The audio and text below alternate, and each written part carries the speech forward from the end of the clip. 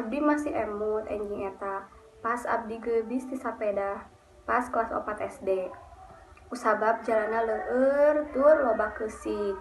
Aduh rasana meuni peurih pisan jeung ngaluarkeun geutih tina tuur. Abdi nyarios dina jalaha teh. Nah hanya kudu geudi sagala sih. Jabat tos hampir telat angkat ka sakolana. Basa eta jam geus nunjukkeun jam 6.50. Kapaksa abdi cangkat teras abdi angkat ka sakola bari jeung tuur nu geutihan. Dugi ka sakola abdi langsung ka UKS jang lobatan tuur abdi nu geutihan bieu gara-gara geubis ti sapeda. Pantos guru jeung babaturan naranya naha cenah bisa tuur geutihan kieu. Abdi ngan ngajawab henteu nanaon bieu ngan geubis ti sapeda.